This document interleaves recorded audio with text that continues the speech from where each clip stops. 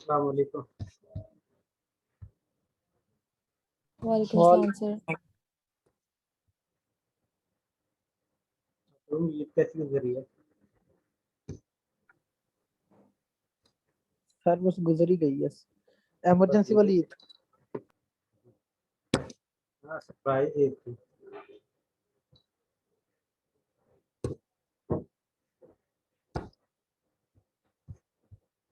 और ईद के बाद जो है अभी क्लास में कम स्टूडेंट आए हैं।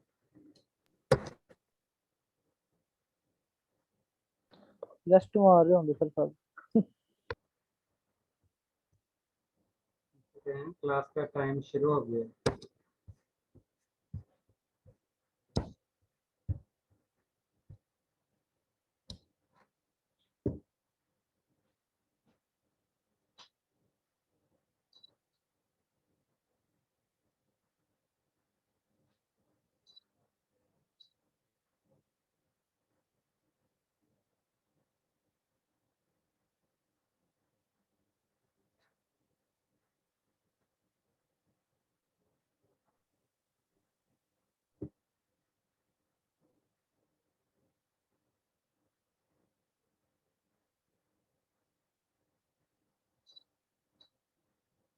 Adnan Hasan,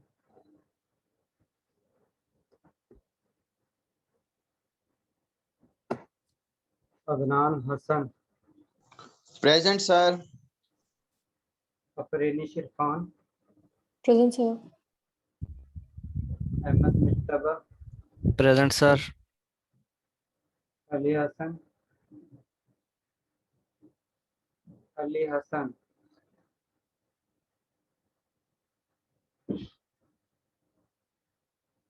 Afsa Khurshid,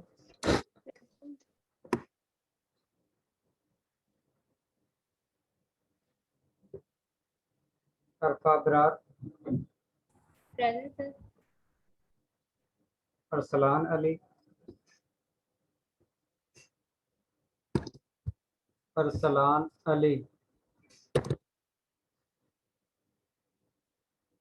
अशान Ali, present sir. बिलाल ताज, बशरा अशरफ, फहमीना मुमताज,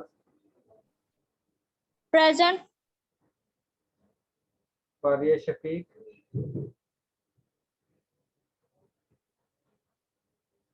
फारिया शफीक,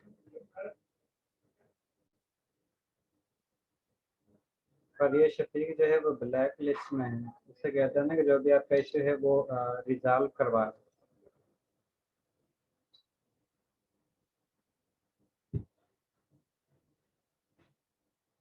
हाफिज Mohammad Huzaifa, present sir. Hafiz Zeeshan Ali,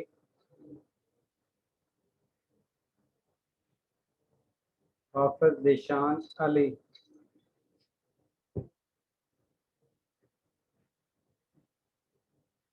Hamza Ayub,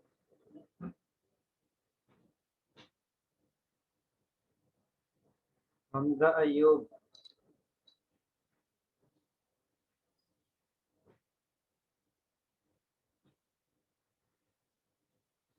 Huma Imran, present sir. Jahanzeb, present ma'am. Present sir. Khalid Hussain, Khalid Hussain, Kinza Ahmad, Kinza Ahmad, Inza Khalid, present sir. Laiba Iqbal, present sir. Liaquat, Liaquat, Mehak Khalid, Mahak Khalid,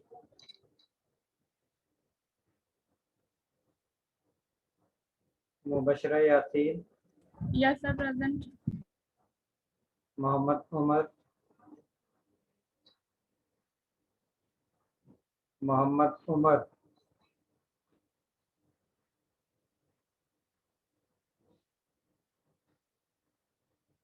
Mohammad Talha, Present, sir. Mohammad बस्साम, Yes, sir. Mohammad Ahmad Rami, Present.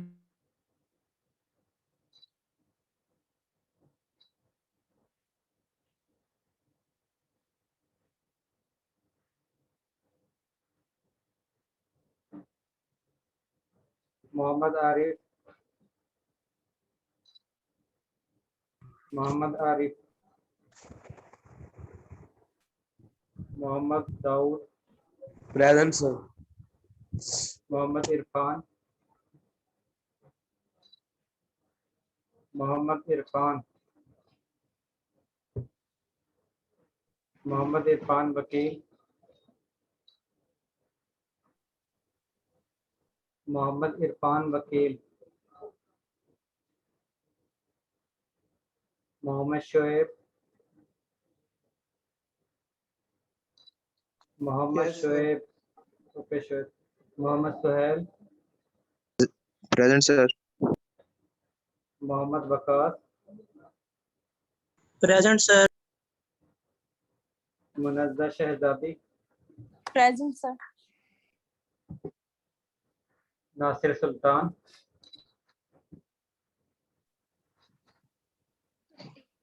Nida Sattar, Present, sir. Nimra Riaz, Present, sir. Rabia Shahid, Present. Sadia Qayub, Sadia Qayub, Samra Naseer, Shahzeb Zaman, Yes, sir, present. Shoaib Aslam, Shoaib Aslam, Syed Ghaus Miran, Present, sir. Tauqeer Ahmad, Present, sir. Tauqeer Ahmad,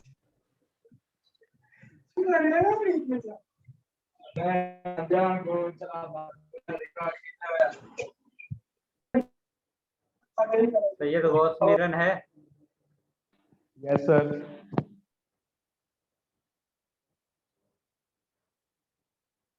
Shoaib Aslam, sir, present.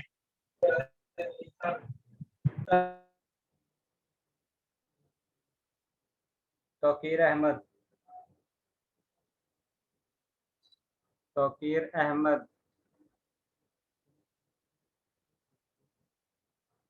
तौसीक Haider,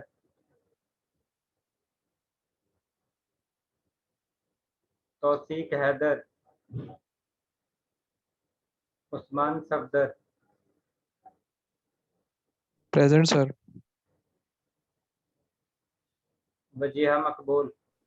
Present, sir. ये अब वो student नाम चलना जो attendance के वक्त गैर हाजिर थे, अगर मौजूद है तो अटेंडेंस लगवा सकते हैं, इसके बाद फिर लास्ट में अटेंडेंस होगी। अली हसन, अरसलान अली, फरिया शफीक, हाफिज Zeeshan Ali, Hamza Ayub, Khalid Hussain, Khansa Ahmad, Present. Liaquat, Present, sir. महक खालिद, मोहम्मद उमर, मोहम्मद आरिफ, मोहम्मद इरफान, मोहम्मद इरफान वकील, सादिया कयूम, शोएब असलम, तौकीर अहमद, तौसीक हैदर।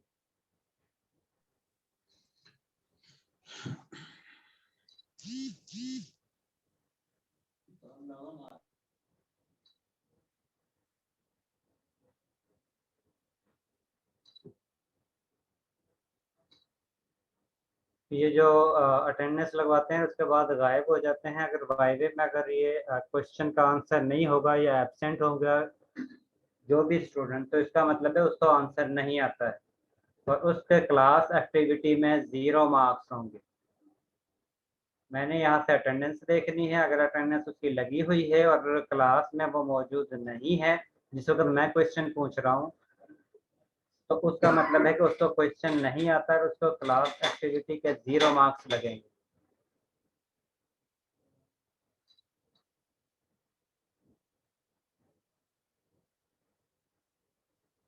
अरसलान अली,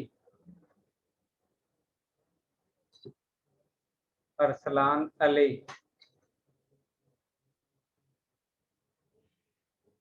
अरसलान अली एब्सेंट है।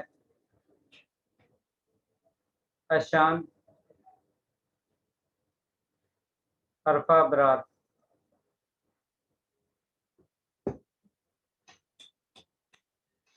अरफा अबरार,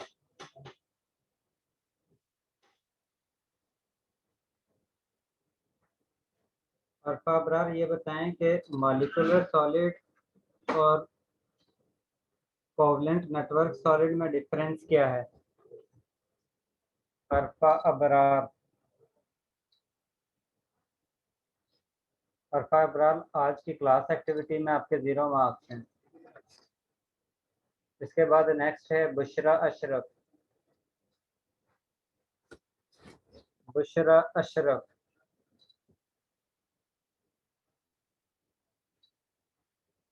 बुशरा अशरफ,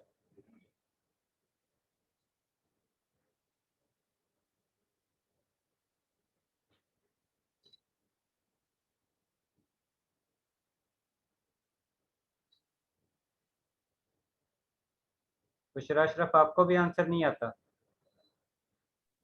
सर जी आज वो एक वीक के बाद क्लास हो रही है तो वो नहीं लेक्चर देखा था और पता भी नहीं था, तो सर नेक्स्ट क्लास में इंशाल्लाह ये दोनों हाँ, फिर इस लेक्चर तरह का नहीं होगा रिव्यू क्योंकि आप लोगों की वैसी क्लासेस बहुत कम बची हैं। अगर इस तरह करेंगे तो किसी स्टूडेंट की एक होगा, 2 क्वेश्चन होगा मैक्सिमम, हो सकता है किसी के पास से सिर्फ एक दफा ही बड़ी मुश्किल से क्वेश्चन हो। सर वो तो बात ठीक है, बट आज तो एक वीक के बाद और ईद भी गुजरी हुई है तो इस वजह से कह रहे थे, और तो कोई बात नहीं। तो सर नेक्स्ट क्लास में दोनों का लगा देना ना, मतलब 2 तो क्लासेस का हुज़ैफा रिव्यू हो फिर तो जाएगा। आपको बल्कि हुज़ैफा ये बताएं कि आपकी क्लास में से कितने स्टूडेंट हैं जिनका अभी तक एक दफ़ा भी यानी कि वाइवा नहीं हुआ है, और आप लोगों की मैक्सिमम जो क्लास बचती हैं वो मैक्सिमम जो होंगी वो 9 होंगी।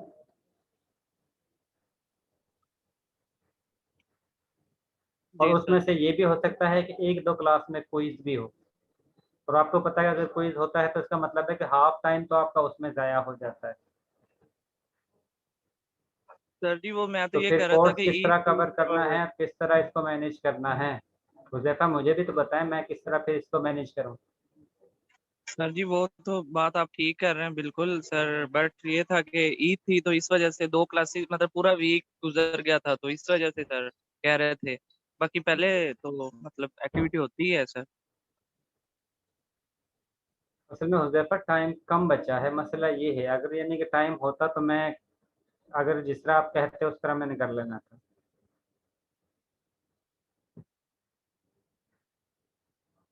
जहाज़ेब,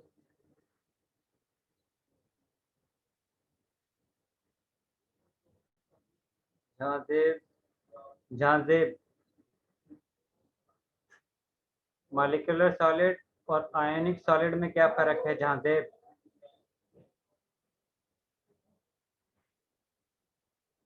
जहादेव आज की क्लास एक्टिविटी में आपके भी 0 मार्क्स हैं। इसके बाद मुबशरा यासीन। जी सर। मुबशरा यासीन ये बताएं कि सेंटर्ड क्यूबिक स्ट्रक्चर और फेस सेंटर्ड क्यूबिक स्ट्रक्चर, एक बॉडी सेंटर्ड क्यूबिक स्ट्रक्चर है, दूसरी जो है वो फेस सेंटर्ड क्यूबिक स्ट्रक्चर है। इन दोनों में फर्क क्या है?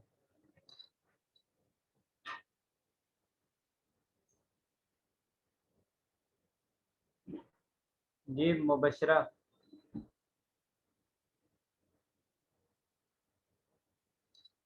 सर वो जो मुबशरा लास्ट वाला आपको था भी आंसर नहीं आता? सर, नहीं काइंड ऑफ सॉलिड से आगे मैंने नहीं जी वो जी लेक्चर ही बताएं लिया बताएं। था सर, काइंड ऑफ सॉलिड से आगे नहीं मैंने लेक्चर लिया था। मुबशरा ये बताएं इसमें मेरी गलती है, इसलिए नो आप सर, लोगों मेरा को नेट वीडियो शेयर कर देते हैं सर कि उसके आप लोग। आगे सर काइंड ऑफ सॉलिड से आगे जो भी है वो कर ले। मैंने काइंड ऑफ सॉलिड पर मेरा नेट इशू हो गया था, वो नहीं कनेक्ट हो रही थी क्लास। तो वो तो आप काइंड ऑफ दोबारा से सॉलिड से बाद में भी पीछे देख जो भी सकते थे, क्योंकि मैंने आप लोगों को जो लेक्चर है उसकी वीडियो शेयर की हुई है, आप लोग उसको बाद में दोबारा से बार बार भी सुन सकते हैं। काइंड ऑफ सॉलिड तक आता है, पीछे से कुछ भी कर। इसके बाद नेक्स्ट स्टूडेंट है समरा नसीर। समरा नसीर।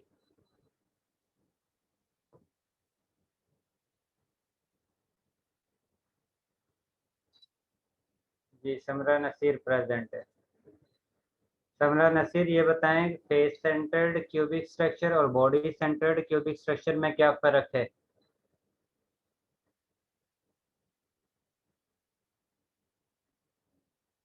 समरा आपके भी आज की क्लास एक्टिविटी में 0 मार्क्स हैं।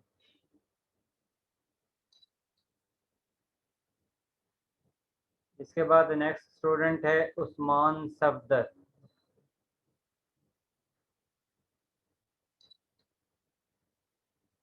जी खंसा, कुछ पूछना है?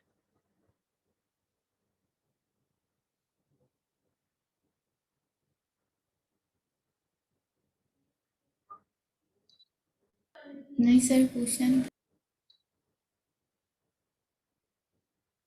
उस्मान सफदर। Yes, sir. जी उस्मान सफदर यही बता दें बॉडी सेंटर्ड क्यूबिक स्ट्रक्चर और फेस सेंटर्ड क्यूबिक स्ट्रक्चर में फर्क क्या है?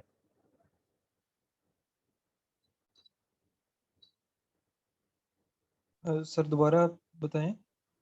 बॉडी सेंटर और फेस सेंटर्ड क्यूबिक स्ट्रक्चर में फर्क क्या है?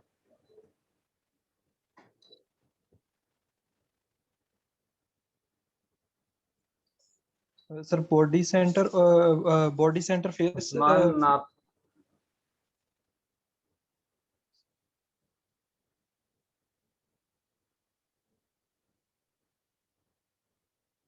उस्मान आपको भी आंसर नहीं आता है। उमर, जी उमर। सर काइंडली मेरी मोहम्मद अटेंडेंस उमर। मांग। जी सर, मेरी आवाज आ रही है आपको? उमर मैंने जी आवाज़ आ रही है। उमर मैंने पहले भी कहा हुआ है कि आप लोगों की अटेंडेंस 2 दफ़ा होती है। अगर पहली जी दफ़ा मिस हो गई है तो दूसरी दफ़ा कर आप लोग अटेंडेंस लगवा सकते हैं। Okay sir, okay. ठीक है, तो आज के लिए इतना ही काफ़ी है, बाकी नेक्स्ट क्लास में क्लास एक्टिविटी होगी।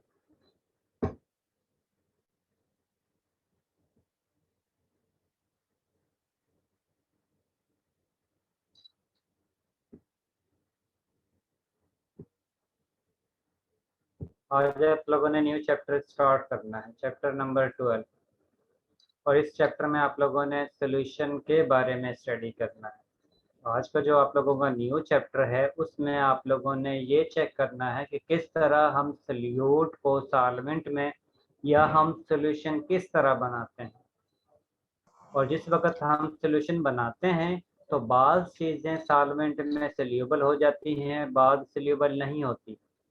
तो वो कौन सी चीज़ हैं जो सोल्यूबल होंगी और वो कौन से मटेरियल हैं जो सोल्यूबल नहीं होंगे और उनके रीज़न क्या है, वो आप लोगों ने इस चैप्टर में स्टडी करना है।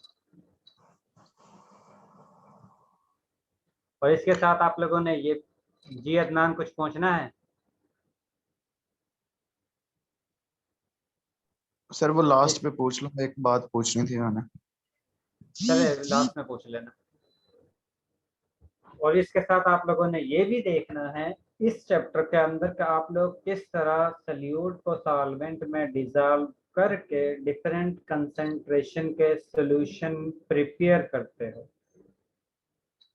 और उसके लिए क्या फार्मूला आप लोग यूज करते हो और किस तरह आप लोगों ने उसकी कैलकुलेशन करनी है, इन सारी चीज़ों के बारे में इस चैप्टर में आप लोगों ने स्टडी करना है। जब भी हम दो या दो से ज़्यादा चीज़ों को मिक्स करते हैं और मिक्स करने के बाद हमारे पास होमोजेनियस मिक्सचर हासिल होगा, तो उस होमोजेनियस मिक्सचर को हम सॉल्यूशन कहते हैं। और सॉल्यूशन के अंदर जिसकी अमाउंट हम ज़्यादा यूज़ करेंगे उसको हम सॉल्वेंट कहते हैं और जिस स्पीशी की अमाउंट हम कम यूज़ करते हैं उसको हम सॉल्यूट कहेंगे। अब सॉल्यूट और सॉल्वेंट जो हैं वो डिफरेंट फेज के भी हो सकते हैं, सेम फेज के भी हो सकते हैं।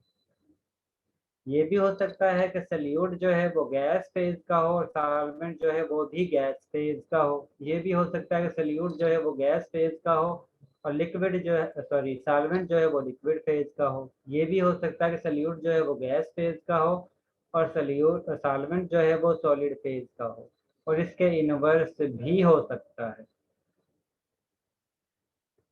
और उसके रिजल्ट में आप लोगों के पास सॉल्यूशन बनेगा। नीचे ये जो टेबल है इसमें आप लोगों के पास सॉल्यूट की जो फिजिकल अपीयरेंस है वो साथ में लिखी हुई है और इसके साथ सॉल्वेंट की जो फिजिकल अपीयरेंस है वो साथ में लिखी हुई है।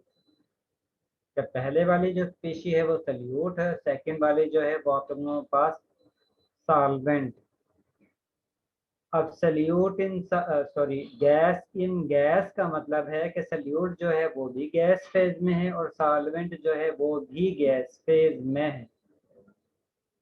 और इसकी एग्जांपल साथ में इस टेबल के नेक्स्ट कॉलम में गिवन है कि जिस तरह एयर की इसमें एग्जांपल आती है या जो आप लोगों के पास गैसेस का मिक्सचर हासिल होता है वो उसको भी हम सोल्यूशन कहते हैं कि उसमें भी डिफरेंट गैसेस को मिक्सअप किया होता है कि एक गैस ज़्यादा अमाउंट में होगी, दूसरी जो है वो कम अमाउंट में होगी।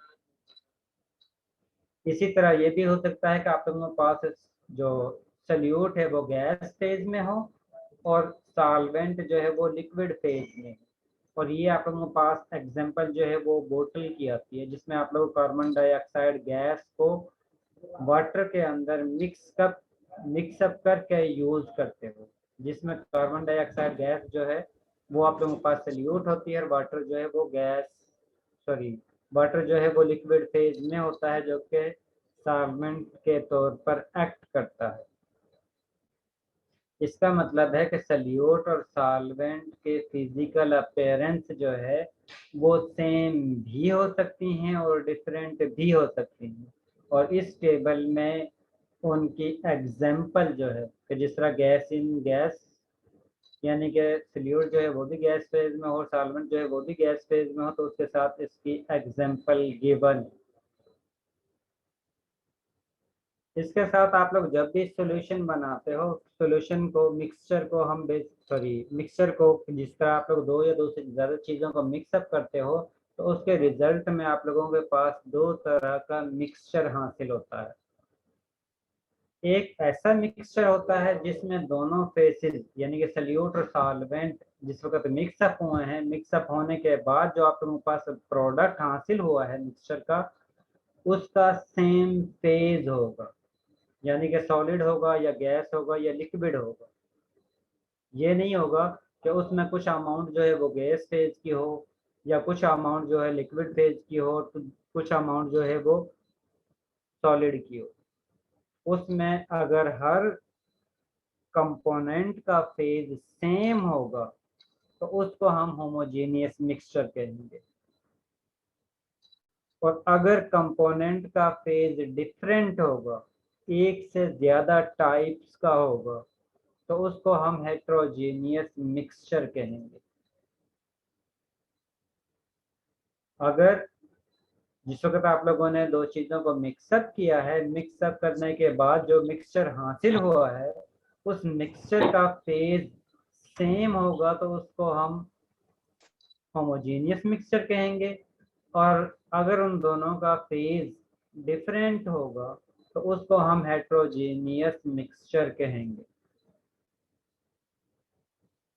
अब जिस वक्त हम सॉल्यूशन बनाते हैं तो उस कंडीशन में क्योंकि मोस्टली जो सॉल्यूशन बनाते हैं उसको हम बाइनरी सॉल्यूशन कहते हैं, जिसमें सिर्फ दो कंपोनेंट होते हैं, एक सॉल्यूट होता है और इसके साथ एक सॉल्वेंट होता है। क्योंकि दो से कंपोनेंट है इसीलिए उसको हम बाइनरी सॉल्यूशन कहते हैं। और बाइनरी सॉल्यूशन में वो कंपोनेंट जिसकी अमाउंट कम होगी उसको हम सॉल्यूट कहेंगे और जिसकी अमाउंट ज्यादा होगी उसको हम सॉल्वेंट कहते हैं। इसके बाद ये भी हो सकता है, अगर सॉल्यूशन बनेगा तो इसका मतलब है कि सॉल्यूट सॉल्वेंट में कंप्लीटली तौर पर सॉल्यूबल होगा। यानी कि आप लोगों ने सॉल्यूट को सॉल्वेंट में ऐड किया है, ऐड करने के बाद सॉल्यूट और सॉल्वेंट सॉल्यूशन जिस वक्त बनाएंगे तो उस कंडीशन में उन दोनों का फेज सेम होगा, या तो सॉलिड होगा या लिक्विड होगा या गैस फेज होगा। ये नहीं होगा कि ये कुछ जो है वो सॉलिड फेज में हो और कुछ जो है वो लिक्विड फेज में। सॉल्यूशन जब भी आप लोगों के पास बनेगा उस कंडीशन में आप लोगों के पास सेम फेज का मिक्सचर हासिल होगा। इस टेबल में आप लोगों के पास डिफरेंट सॉल्यूट और सॉल्वेंट के फेज दिए हुए हैं और इसके साथ ये दिया हुआ है कि सॉल्यूशन जो है वो किस फेज में आप लोगों के पास हासिल होता है। जिस तरह आप लोग गैस को गैस में मिक्सअप करते हो, यानी सॉल्यूट जो है वो भी गैस फेज है और सॉल्वेंट जो है वो भी गैस फेज है। तो जिस वक्त दोनों को मिक्सअप करते हो तो आप लोगों के पास सॉल्यूशन बनेगा और वो सॉल्यूशन भी गैस फेज में आप लोगों के पास हासिल होगा। और उसकी एग्जांपल आप लोगों के पास ये साथ में दी हुई है। इसी तरह ये भी हो सकता है कि आप लोगों के पास सॉल्यूट जो है वो गैस फेज में हो और सॉल्वेंट जो है वो लिक्विड फेज में हो। जिस वक्त आप लोग सॉल्यूट को सॉल्वेंट में मिक्सअप करते हो तो सॉल्यूशन बनता है और वो सॉल्यूशन आप लोगों के पास लिक्विड फेज में हासिल होता है। और इसकी एग्जांपल आप लोगों की ये दी हुई है कि जिसमें आप लोग कार्बन डाइऑक्साइड गैस को वाटर में डिसॉल्व करते हैं। ये भी हो सकता है कि आप लोगों के पास सॉल्यूट जो है वो लिक्विड फेज में हो और सॉल्वेंट जो है वो भी लिक्विड फेज में हो और उसके रिजल्ट में आप लोगों के पास जो सॉल्यूशन हासिल होगा उसका फेज लिक्विड हासिल होगा। और इसका एग्जाम्पल जो है वो एथेनॉल को वाटर के अंदर डिसॉल्व करना है, क्योंकि एथेनॉल जो है वो लिक्विड फेज में होती है, वाटर जो है वो भी लिक्विड फेज में ही होता है। इसी तरह इसके साथ डिफरेंट टाइप की सॉल्यूट और सॉल्वेंट की फिजिकल अपीयरेंस लिखी हुई है और उसके रिजल्ट में जो आप लोगों के पास सॉल्यूशन के फेज हासिल होता है वो भी उसके साथ लिखा हुआ है और उसके साथ उसकी एग्जाम्पल लिखी हुई है। जो मोस्टली हम लैब के अंदर इस्तेमाल करते हैं वो आप लोगों के पास सॉल्यूट जो है वो भी लिक्विड फेज में होगा और सॉल्वेंट जो है वो भी लिक्विड फेज में होगा। इसके साथ सॉल्यूट जो है वो सॉलिड फेज में होगा और सॉल्वेंट जो है वो लिक्विड फेज में होगा। ये दो टाइप्स हैं जिनको आप लोग लैब के दौरान मोस्टली यूज करते हो और इन दोनों के दौरान आप लोगों के पास सॉल्यूशन जो है वो लिक्विड फेज में ही हासिल होता है। अब इसको कैलकुलेशन इसी किस तरह करते हैं, किस तरह सॉल्यूशन बनाते हैं, ये हम इस चैप्टर के लास्ट में स्टडी करेंगे कि जो फार्मूला आप लोगों ने यूज करने हैं और किस तरह सॉल्यूशन को बनाना है, उसके बारे में आप लोगों ने इस चैप्टर के लास्ट में स्टडी करना है। इसके बाद कुछ सल्यूट जो हैं वो सॉल्वेंट में आसानी से सल्यूबल हो जाते हैं। कुछ सल्यूट ऐसे होते हैं जो सॉल्वेंट में सल्यूबल नहीं होते हैं। वो वाले सल्यूट जो सॉल्वेंट में आसानी से मुकम्मल तौर पर सल्यूबल हो जाते हैं, उनको हम मिसिबल कहते हैं। और उस रिजल्ट में जब भी आप लोग सल्यूट को सॉल्वेंट में ऐड करोगे तो सल्यूट जो है वो फौरन से सॉल्वेंट के अंदर डिजॉल्व हो जाएगा और आप लोगों के पास होमोजेनियस मिक्सचर हासिल होगा। कुछ सल्यूट ऐसे होते हैं अगर आप लोग उनको सॉल्वेंट में ऐड करते हो तो वो एक दूसरे में मिक्सअप नहीं होते, डिजॉल्व नहीं होते।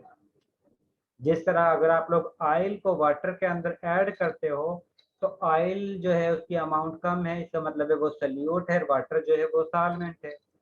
लेकिन अगर आप लोग ऑयल को वाटर के अंदर ऐड करते हो तो ऑयल जो है वो वाटर में डिजॉल्व नहीं होता है। तो इस कंडीशन को हम कहते हैं कि इमिसिबल है, यानी कि सल्यूट सॉल्वेंट में इमिसिबल है।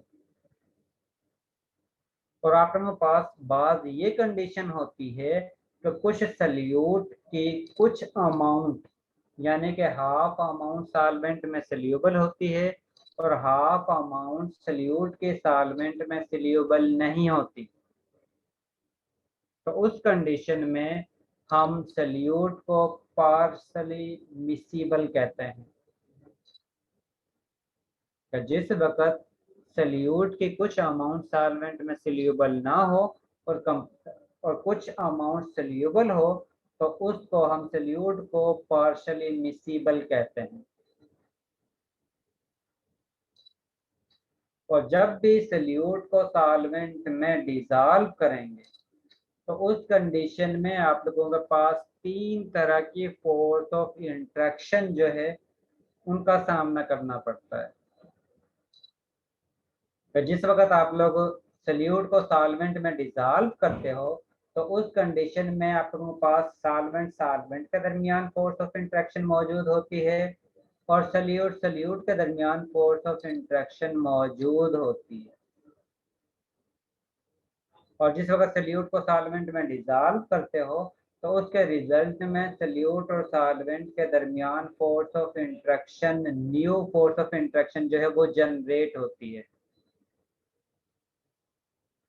और आप लोगों ने ये देखा है कि जब भी फोर्स ऑफ इंट्रैक्शन या बॉन्ड बनता है तो उस कंडीशन में एनर्जी रिलीज होती है। इसका मतलब है कि जिस वक्त सल्यूट और सॉल्वेंट के दरमियान फोर्स ऑफ इंट्रैक्शन जनरेट होगी तो उस कंडीशन में एनर्जी जो है वो रिलीज होगी। लेकिन जिस वक्त आप लोगों ने सल्यूट के दरमियान से फोर्स ऑफ इंट्रैक्शन को मिनिमम या ख़त्म करना है तो उस कंडीशन में आप लोगों ने एनर्जी को सप्लाई करना है। इसी तरह जिस वक्त आप लोगों ने सॉल्वेंट के दरमियान से फोर्स ऑफ इंट्रैक्शन को ख़त्म करना है या मिनिमम करना है तो उस कंडीशन में भी आप लोगों ने एनर्जी को सप्लाई करना है। अगर ये एनर्जी जो रिलीज होती है जिस वक्त सल्यूट और सॉल्वेंट के दरमियान फोर्स ऑफ इंट्रैक्शन जनरेट होती है, अगर ये रिलीजिंग एनर्जी सल्यूट के दरमियान जो एनर्जी प्रोवाइड की जाती है उससे और उस एनर्जी से जो सॉल्वेंट को ब्रेक करने के लिए इस्तेमाल होती है, इन दोनों की फोर्स ऑफ इंट्रैक्शन को ख़त्म करने के लिए जो एनर्जी रिक्वायर है उससे अगर ये रिलीजिंग एनर्जी ज़्यादा होगी तो उस कंडीशन में सॉल्यूशन फॉर्मेशन के दौरान एनर्जी रिलीज होगी। और अगर ये एनर्जी कम होगी और इन एनर्जी को इस फोर्स ऑफ इंट्रैक्शन को कम या ख़त्म करने के लिए जो एनर्जी रिक्वायर है सॉल्वेंट और सल्यूट के दरमियान से फोर्स ऑफ इंटरेक्शन को ख़त्म करने के लिए जो एनर्जी रिक्वायर है वो ज़्यादा हो, तो उस कंडीशन में आप लोगों ने एक्सटर्नल सोर्स के ज़रिए एनर्जी को प्रोवाइड करना है, तभी ये इंटरेक्शन ख़त्म होगी और तभी आप लोगों के पास सॉल्यूशन बनेगा। और अगर ये हो कि सल्यूट के दरमियान फोर्स ऑफ इंटरेक्शन बहुत ज़्यादा है या सॉल्वेंट के दरमियान फोर्स ऑफ इंटरेक्शन बहुत ज़्यादा है सॉल्वेंट की निस्बत, तो उस कंडीशन में सॉल्यूशन नहीं बनेगा। उस कंडीशन में जिस वक्त सल्यूट के दरमियान फोर्स ऑफ इंटरेक्शन ज़्यादा होगी, इसका मतलब है कि ये इंटरेक्शन ख़त्म नहीं होगी, और जिस वक्त तक ये इंटरेक्शन ख़त्म नहीं होगी, इसका मतलब है कि ये सल्यूट जो है वो सॉल्वेंट के साथ इंटरेक्शन नहीं करेगा, और जिस वक्त सल्यूट सॉल्वेंट के साथ इंटरेक्शन नहीं करेगा, तो इसका मतलब है कि आपके पास सॉल्यूशन नहीं बनेगा। इसलिए कंपल्सरी है कि सल्यूट के दरमियान जो फोर्स ऑफ इंटरेक्शन मौजूद है वो भी कम हो, और सॉल्वेंट के दरमियान फोर्स ऑफ इंटरेक्शन जो है वो भी कम हो। जी खंसा। सर, अगर सोल्यूट एंड सॉल्वेंट की एनर्जी ज़्यादा होती है और सॉल्वेंट एंड सोल्यूशन की कम होती है, तो फिर क्या होगा? खंसा आपकी आवाज़ कट रही है। खंसा आपकी आवाज़ कट रही है। सर, मैं ये कह रही हूँ कि अगर सॉल्वेंट की एनर्जी ज़्यादा होती है और सोल्यूट और सॉल्वेंट की एनर्जी कम होती है, तो फिर क्या सिनेरियो होगा? देखें, जिस वक्त ये इंटरेक्शन जनरेट होगी, इसका मतलब है कि इसके दौरान एनर्जी जो है वो रिलीज हो रही है। सपोज इसके दौरान एनर्जी जो रिलीज हो रही है वो 100 किलो जूल है। अब इस इंटरेक्शन को ख़त्म करने के लिए हम एनर्जी प्रोवाइड करते हैं। हम सपोज करते हैं कि ये एनर्जी जो यूज़ हो रही है सल्यूट को ब्रेक करने के लिए, वो एनर्जी रिक्वायर है 40 किलो जूल। अब जाहिर है ये इंटरेक्शन ख़त्म करनी है सॉल्यूशन बनाने के लिए, तो उसके लिए हमें सॉल्वेंट के दरमियान से भी जो इंटरेक्शन मौजूद है उसको भी ख़त्म करना है, और उस कंडीशन में भी हमें एनर्जी प्रोवाइड करनी है। अब हम सपोज करते हैं तो उस केस में सॉल्वेंट के दरमियान से फोर्स ऑफ इंटरेक्शन को ख़त्म करने के लिए जो एनर्जी रिक्वायर है वो 40 किलो जूल है। अब ओवरऑल जो एनर्जी रिलीज हो रही है जिस वक्त सल्यूट सॉल्वेंट के दरमियान इंटरेक्शन जनरेट हो रही है या सॉल्यूशन बन रहा है, तो वो एनर्जी है 100 किलो जूल।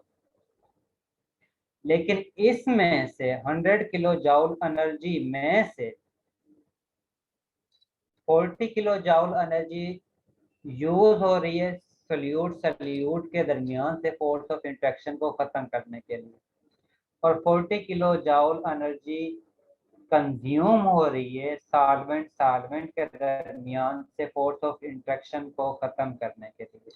बाकी जो एनर्जी बचती है वो 20 बचती है।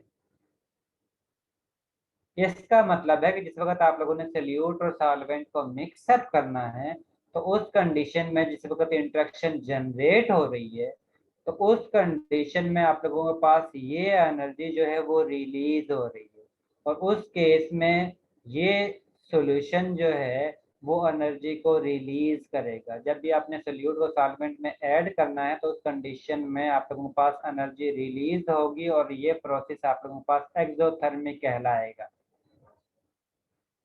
और अगर ये केस हो कि ये एनर्जी कम रिलीज होती है, सपोज ये एनर्जी जो है आप लोगों के पास जनरेट होती है 60, लेकिन आप लोगों को एनर्जी चाहिए 40 किलो जूल इसके लिए और 40 किलो जूल एनर्जी इसके लिए, तो ओवरऑल एनर्जी जो है आप लोगों को चाहिए वो 80 किलो जूल। अब इस केस में ये कम एनर्जी है और ये ज्यादा एनर्जी है। अगर एनर्जी ज़्यादा चाहिए तो इसका मतलब है कि आप लोगों ने एक्सटर्नल सोर्स के ज़रिए टेम्परेचर प्रोवाइड करेंगे तो तभी सल्यूट सॉल्वेंट में डिजॉल्व होगा, और जिस वक्त सल्यूट सॉल्वेंट में डिजॉल्व होगा तभी आप लोगों के पास सॉल्यूशन हासिल होगा। और अगर ये एनर्जी डिफरेंस बहुत ज्यादा है, यानी कि इसको ब्रेक करने के लिए आप लोगों को ये कह लो कि 1000 किलो जूल एनर्जी चाहिए, अब इसको ब्रेक करने के लिए 40 चाहिए, लेकिन एनर्जी जो रिलीज हो रही है वो सिर्फ 60 किलो जूल है। अब इस एनर्जी का डिफरेंस बहुत ज्यादा है, इसका मतलब है कि इस इंटरेक्शन को हम ब्रेक नहीं कर सकते हैं, और जिस वक्त हम इस इंटरेक्शन को ब्रेक नहीं करेंगे इसका मतलब है कि ये सल्यूट इसके साथ इंटरेक्शन नहीं करेगा, और जिस वक्त ये सल्यूट सॉल्वेंट के साथ इंटरेक्शन नहीं करेगा तो इसका मतलब है कि सॉल्यूशन नहीं बनेगा, क्योंकि सल्यूट के साथ ही रहना पसंद करता है, क्योंकि उसके दरमियान फोर्स ऑफ इंटरेक्शन बहुत ज़्यादा है इसी वजह से। इसी तरह अगर सॉल्वेंट के दरमियान फोर्स ऑफ इंटरेक्शन बहुत ज़्यादा हो तो उस कंडीशन में भी सॉल्वेंट सल्यूट को डिजॉल्व नहीं करेगा, क्योंकि सॉल्वेंट के साथ रहना पसंद करेगा, और उस कंडीशन में भी आप लोगों के पास सॉल्यूशन नहीं बनेगा। इसके लिए कंपलसरी है कि आप लोगों के पास ये वाली फोर्स ऑफ इंटरेक्शन जो है वो कम हो और ये वाली फोर्स ऑफ इंटरेक्शन जो है वो ज्यादा हो। अगर स्लाइटली डिफरेंस है तो वो हम स्लाइटली टेम्परेचर प्रोवाइड करके या स्लाइटली टेम्परेचर को रिमूव करके मैनेज कर सकते हैं, और अगर एनर्जी का डिफरेंस बहुत ज़्यादा है तो उतनी एनर्जी को आसानी से हम प्रोवाइड नहीं कर सकते, और जिस वक्त आसानी से प्रोवाइड नहीं कर सकते तो इसका मतलब है कि वो सोल्यूबल नहीं है, क्योंकि मोस्टली हम इसकी सोल्यूबिलिटी जो है वो रूम टेम्परेचर पर चेक करते हैं। ये चीज़ क्लियर है? जी सर। इसके बाद नेक्स्ट है कि किस तरह सल्यूट सॉल्वेंट में डिजॉल्व होता है। यहाँ पर आप लोगों के पास एक एग्जांपल है सोडियम क्लोराइड की, कि साल्ट को आप लोग जिस वक्त वाटर में डिजॉल्व करते हो तो साल्ट जो है वो वाटर में डिजॉल्व हो जाता है। अब डिजॉल्व किस तरह होता है, आप लोगों को ये पता है कि साल्ट जो है वो सोडियम आयन और क्लोराइड आयन से मिलकर बना होता है, और आप लोगों को ये भी पता है कि जिस वक्त आप लोग उसको वाटर में ऐड करते हो तो वाटर जो है वो हाईली पोलर सॉल्वेंट है, यानी कि इसके ऑक्सीजन जिसकी इलेक्ट्रोनेगेटिविटी हाइड्रोजन की निस्बत ज़्यादा होती है उस पर पार्शियल नेगेटिव चार्ज होता है, और हाइड्रोजन एटम्स पर पार्शियल पॉजिटिव चार्ज होता है। और हमें पता है कि अपोजिट चार्ज जो हैं वो एक दूसरी स्पीशी को इंटरेक्ट करती हैं, और सेम चार्ज वाली स्पीशी एक दूसरे को रिपेल करती हैं। तो इस कंडीशन में वाटर मॉलिक्यूल जो है उसके मॉलिक्यूल इस तरह अपने आप को अरेंज करते हैं कि ऑक्सीजन वाली साइड से वाटर मॉलिक्यूल सोडियम आयन को इंटरेक्ट करना शुरू कर देते हैं,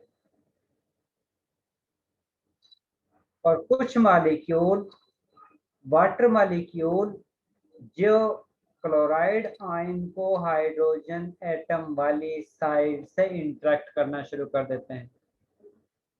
अब ये फोर्स ऑफ इंटरेक्शन जो न्यू जनरेट हो रही है इसके रिजल्ट में ही सोडियम और क्लोराइड आयन के दरमियान से फोर्स ऑफ इंटरेक्शन खत्म होना शुरू हो जाती है, और जिस वक्त ये फोर्स ऑफ इंटरेक्शन खत्म होगी तो उस कंडीशन में ये आयन सोडियम आयन जो है इसको वाटर मॉलिक्यूल इस तरह तरतीब देता है कि इसका ऑक्सीजन जो है वो सोडियम आयन की तरफ होता है, और हाइड्रोजन एटम जो है वो सोडियम आयन से अवे होता है, क्योंकि ऑक्सीजन पर पार्शियल नेगेटिव चार्ज है, सोडियम आयन पर पॉजिटिव चार्ज है, और अपोजिट चार्ज की वजह से इनके दरमियान फोर्स ऑफ इंटरेक्शन जो है वो मौजूद है। इसी तरह वाटर मॉलिक्यूल जो है वो क्लोराइड आयन को भी इसी तरह इंटरेक्ट करता है और उस कंडीशन में वाटर मॉलिक्यूल अपने आप को इस तरह तरतीब देता है कि partial positive containing hydrogen atom chloride ion की तरफ होता है, क्योंकि उस कंडीशन में इनके पर जो चार्ज है वो अपोजिट होता है और उसी वजह से ये एक दूसरे को इंटरेक्ट करते हैं। और ऑक्सीजन एटम जो है वो क्लोराइड आयन से अवे होता है, क्योंकि उस पर पार्शियल नेगेटिव चार्ज होता है और क्लोराइड आयन पर नेगेटिव चार्ज होता है और सेम चार्ज जो है वो एक दूसरे को रिपेल करते हैं। इसी तरह वाटर मॉलिक्यूल जो है वो आते जाते हैं और इस क्रिस्टलाइन सॉलिड में से आयन को बार बार रिमूव करते जाते हैं और एक स्टेज ये आती है कि जितने भी आयन इसके अंदर मौजूद हैं वो कंप्लीटली तौर पर वाटर के साथ सोल्यूबल हो जाते हैं। तो इस तरह सॉल्वेंट जो है वो सोल्यूट को अपने अंदर डिसॉल्व करता है कि पहले वाली फोर्स ऑफ इंट्रैक्शन जो है उनको खत्म करता है और new forces of interaction solvent और सोल्यूट के दरमियान जनरेट होना शुरू हो जाती है। अब जिस वक्त आप लोग सोल्यूट को सॉल्वेंट में डिसॉल्व करते हो तो उस कंडीशन में मॉलिक्यूल्स के दरमियान रैंडमनेस ज्यादा जनरेट होती है। अगर आप लोगों के पास सोल्यूट जो है वो सॉलिड फेज में है तो उस कंडीशन में जिस वक्त आप लोग सॉल्यूशन बनाओगे तो उस कंडीशन में ज्यादा रैंडमनेस जनरेट होगी, क्योंकि आप लोग सॉलिड फेज को लिक्विड फेज में कन्वर्ट कर रहे हो।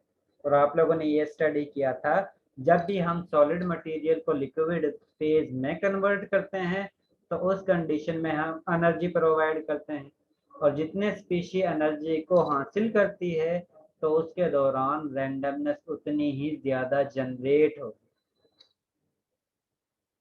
और अगर आप लोग लिक्विड सोल्यूट को लिक्विड सॉल्वेंट में ऐड करते हो तो उस कंडीशन में भी एंट्रोपी इंक्रीज होती है, लेकिन इस फर्स्ट सॉल्यूशन के निस्बत सेकंड सॉल्यूशन में एंट्रोपी कम इंक्रीज होगी, क्योंकि इसमें ऑलरेडी सॉल्यूट जो है वो लिक्विड फेज में है, यानी कि मॉलिक्यूल के दरमियान रैंडमनेस सॉलिड की निस्बत ज्यादा है।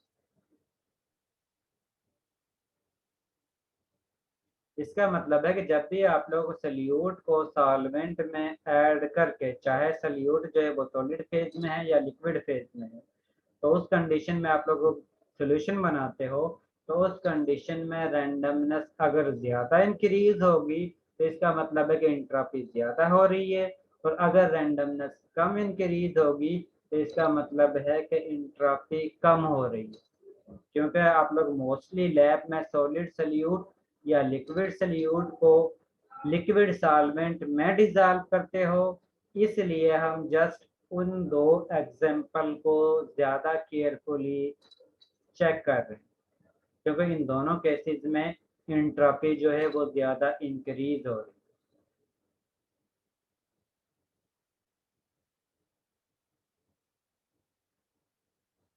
है। जब भी हम सोल्यूट को सॉल्वेंट में डिसॉल्व करते हैं तो उस कंडीशन में, क्योंकि जो फोर्स ऑफ इंट्रैक्शन है जिस तरह यहाँ पर आप लोगों के पास दी हुई है, lithium chloride, sodium chloride, potassium chloride, इसी तरह lithium bromide, sodium bromide, potassium bromide, KOH, potassium hydroxide, तो उस कंडीशन में आप लोग इस फोर्स ऑफ इंट्रैक्शन को जो इनके दरमियान मौजूद है उसको कम करते हो और न्यू फोर्स ऑफ इंट्रैक्शन जो इन आयंस के दरमियान और वाटर मॉलिक्यूल के दरमियान जनरेट होती है उसको हम इसमें ऑब्जर्व करते हैं।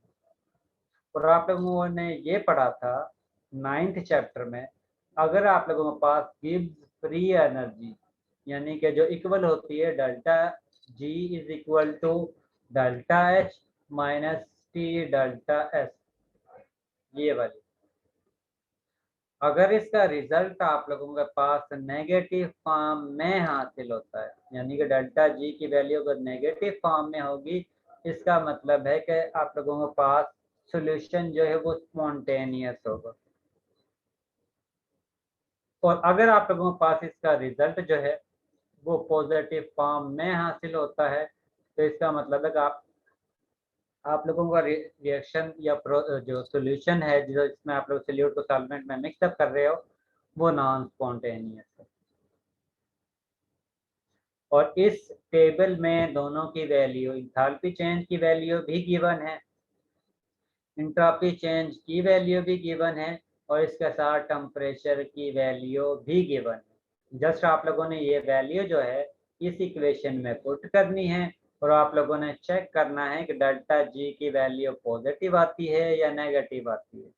अगर आप लोगों के पास आंसर नेगेटिव होगा इसका मतलब है कि प्रोसेस जो है वो स्पॉन्टेनियस है, और अगर आंसर आपके पास पॉजिटिव हासिल होता है तो उसका मतलब है कि आप लोगों के पास प्रोसेस जो है वो नॉन स्पॉन्टेनियस है। और उसके बेस पर आप लोग बता सकते हो कौन सी स्पीशी आसानी से डिसॉल्व होगी और किस स्पीशी के लिए आप लोगों ने एक्सटर्नल सोर्स से एनर्जी ज़्यादा प्रोवाइड करना पड़ेगा। यहाँ तक अगर आप लोगों को कोई भी कंफ्यूजन है तो वो आप लोग पूछ सकते हो, इसके बाद फिर हम आगे चलते हैं। सर अगर फेज जी। सेम होगा तो इंट्रोपी कम होगी ना, जैसे लिक्विड और लिक्विड दोनों सेम फेज है तो इंट्रोपी कम है।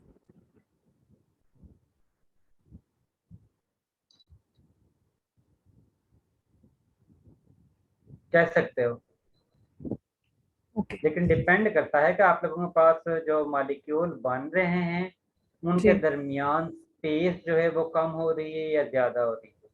Speed, space space okay space, molecule ठीक, मॉलिक्यूल का दरमियान डिस्टेंस जो है। Okay okay thank you.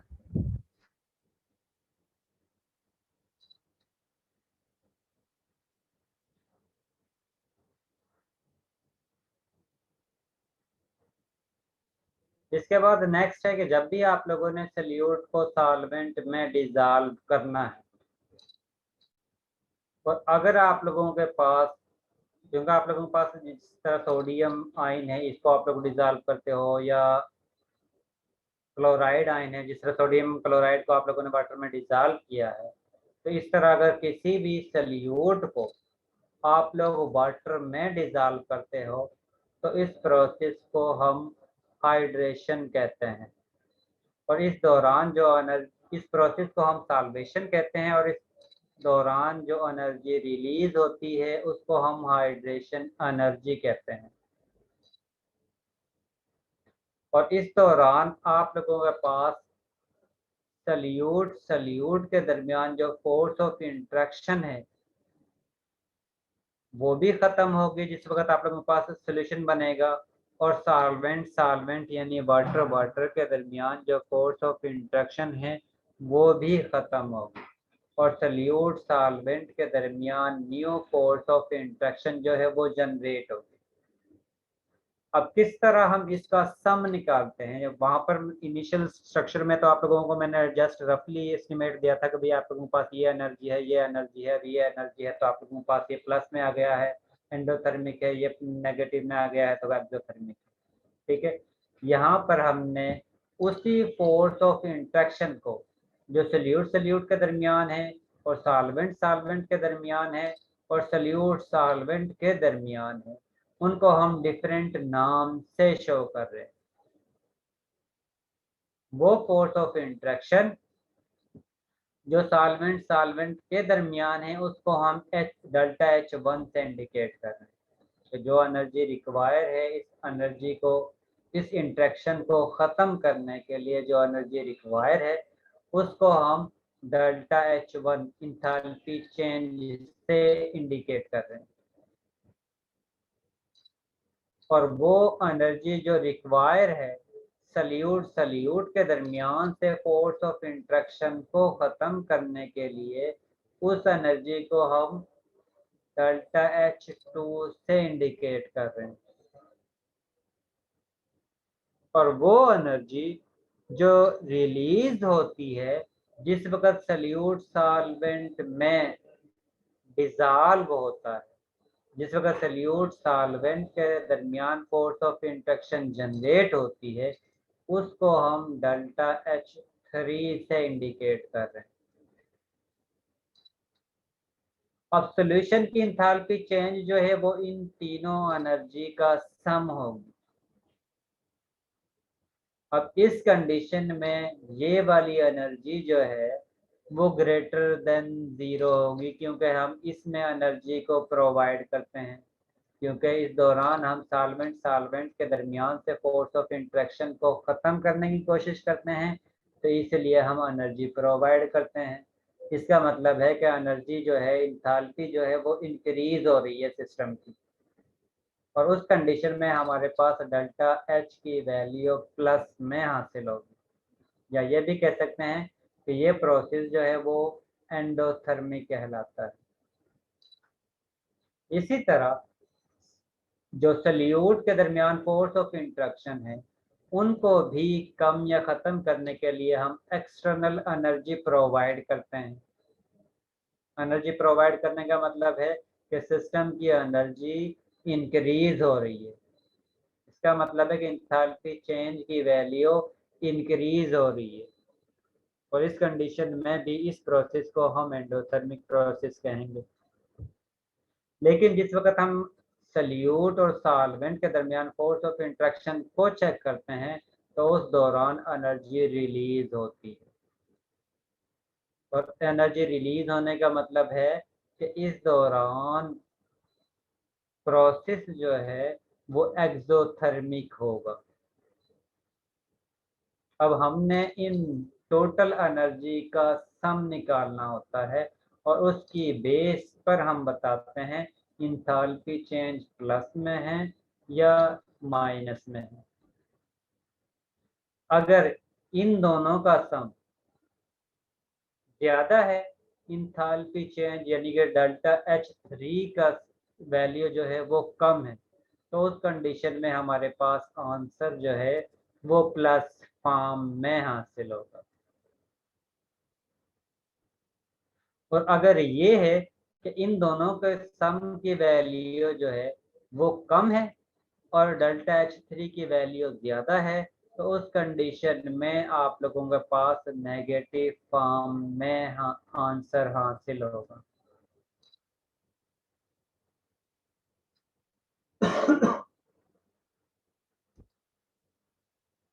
और इस प्लस या माइनस एनर्जी ऑब्जर्व करना या एनर्जी को रिलीज करने की बेस पर हम कह सकते हैं कि जो आप लोग सॉल्यूशन बना रहे हो वो एक्सोथर्मिक है या फिर एंडोथर्मिक है।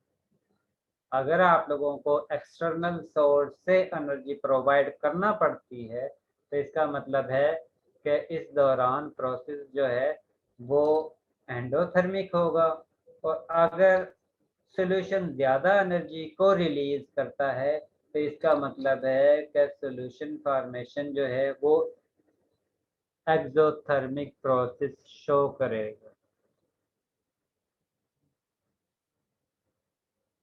ये चीज़ क्लियर है कि किस कंडीशन में एक्सोथर्मिक प्रोसेस होगा, किस कंडीशन में एंडोथर्मिक प्रोसेस होगा।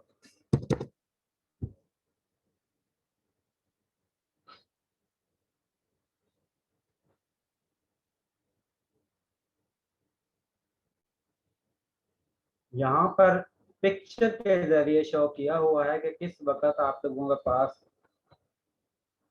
एक्सोथर्मिक सॉल्यूशन होता है, सॉरी एक्सोथर्मिक प्रोसेस होगा, किस कंडीशन में आप लोगों के पास एंडोथर्मिक प्रोसेस होगा। जब भी आप लोग सल्यूट को सॉल्वेंट में ऐड करते हो तो ऐड करने के बाद इनके दरमियान इंटरेक्शन जनरेट होती है, और जिस वक्त इंटरेक्शन जनरेट होना शुरू होती है तो उस कंडीशन में इनकी एनर्जी जो है वो इंक्रीज होती है। जिस तरह आप लोग रिएक्शन के बारे में पढ़ते हो कि पहले रिएक्टेंट की एनर्जी होती है, उसके बाद रिएक्टेंट स्पीशीज एक दूसरे में मिक्सअप होते हैं तो दोनों की एनर्जी इंक्रीज होगी। इंक्रीज होने के बाद ये प्रोडक्ट में कन्वर्ट होते हैं। अब प्रोडक्ट की एनर्जी इस रिएक्टेंट की एनर्जी से, इस प्रोडक्ट की एनर्जी इस रिएक्टेंट की एनर्जी से कम है, तो इसका मतलब है कि रिएक्शन जो है वो एक्सोथर्मिक है। इसका मतलब है कि एनर्जी जो है वो रिलीज हो रही है। और अगर रिएक्टेंट की एनर्जी जो है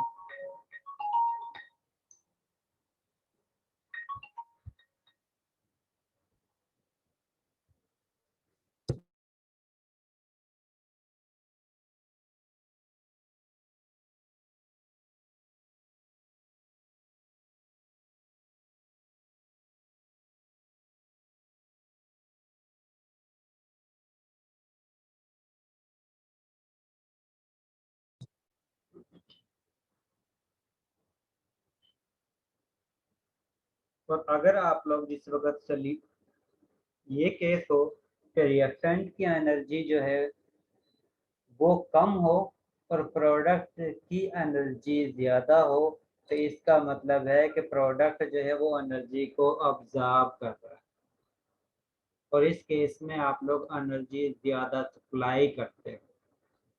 यानी कि जिस वक्त प्रोडक्ट बन रहा है वो एक्सटर्नल सोर्स से एनर्जी को ऑब्जर्व कर रहा है।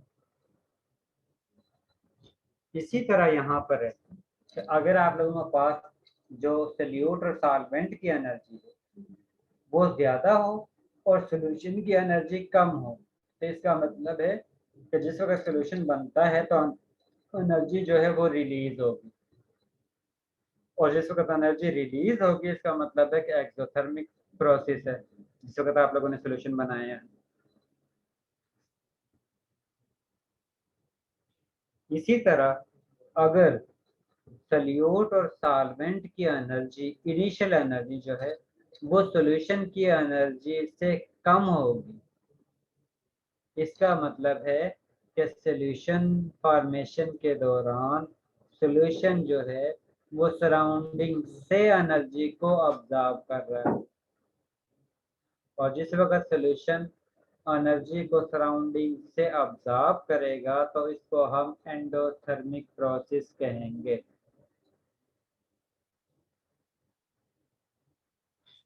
ये चीज क्लियर है?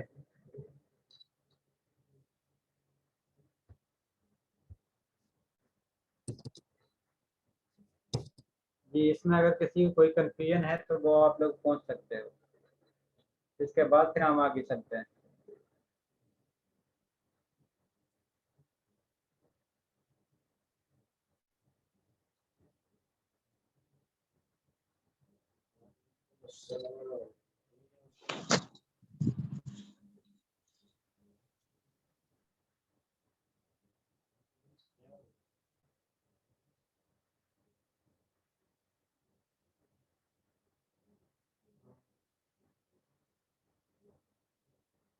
जी, सबको समझ आ गई है?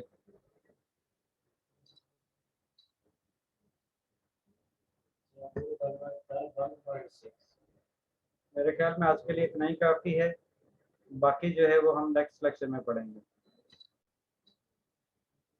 और उम्मीद है कि 2 क्लासेस में ये चैप्टर जो है वो कंप्लीट हो जाएगा।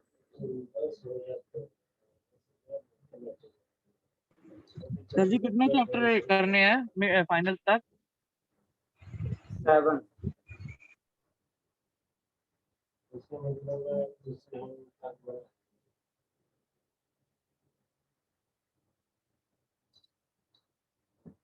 और वो स्टूडेंट अटेंडेंस नाम सुन लें जो अटेंडेंस के वक्त एब्सेंट है। अली हसन,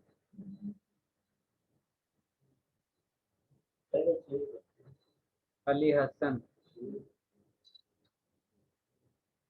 अली हसन ने फ्रीज करवाना है ये सेमेस्टर?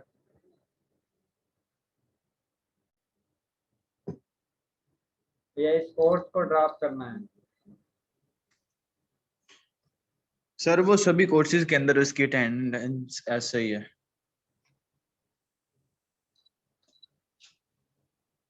अरसलान अली,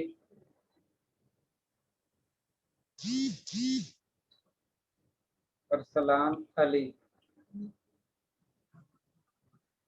फरिया शफीक,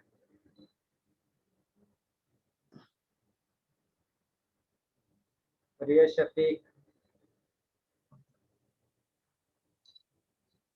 हाफिज जीशान अली, यस सर। हमजा अयूब, हमजा अयूब ने भी इसको ड्रॉप करवाना है।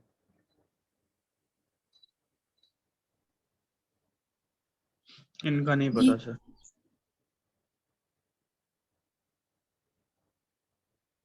Khalid Hussain,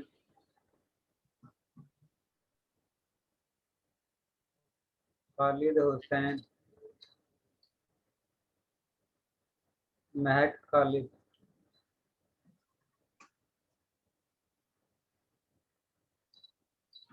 Mahak Khalid, Mohammad Umar, yes sir present. Mohammad Arif, Mohammad Arif, देख अकील हिता कीन देख ना सेंटर से देख हिता ਇੰਨੀ ਨਹੀਂ ਆ ਉਹਦੇ ਤੇ ਵੇਖ ਕਿੰਨੇ 672 1.5 MB GB ਦੀ ਗੇਮ ਹੈ ਉਹਦੇ ਵੇਖ ਸੀ ਯਾਰ 672 MB ਦੀ ਬਾਕੀ ਦੀਆਂ ਜਿਹੜੀਆਂ ਵਿੱਚੋਂ ਜਾ ਕੇ ਡਾਊਨਲੋਡ ਕਰੀਦੇ ਨੇ ਮੈਪ ਉਹ maximum 1.5 GB Adnan, 2.3 Adnan GB पहले खुद पढ़ लो, उसके बाद किसी को पढ़ा दो। फाइलें ने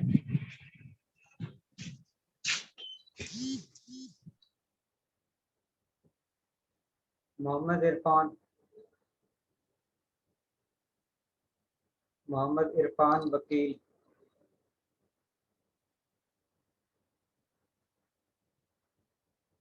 सादिया कय्यूम,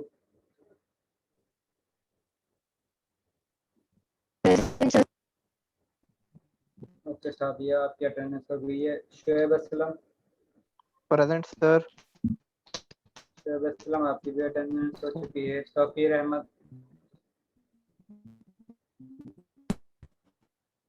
तौकीर अहमद, तौसीक हैदर,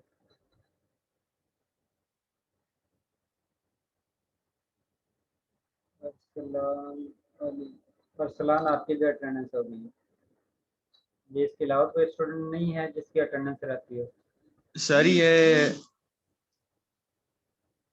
प्रोजेक्ट जो था जी वो आपने 30 अप्रैल को मेल की थी कि जस्ट आपके पास 20 डेज हैं लाइक प्रेजेंट डे से लेकर, जी जी तो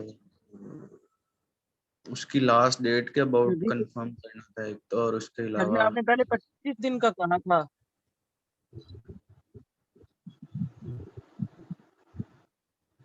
यस सर, टाइम इंक्रीज कर दें, 25 तक कर दें। चले हुज़ैफा, 25 का मतलब 25 ही होगा, उससे एक दिन भी एक्स्ट्रा नहीं मिलेगा। थैंक यू सर जी, thank you. Thank you sir.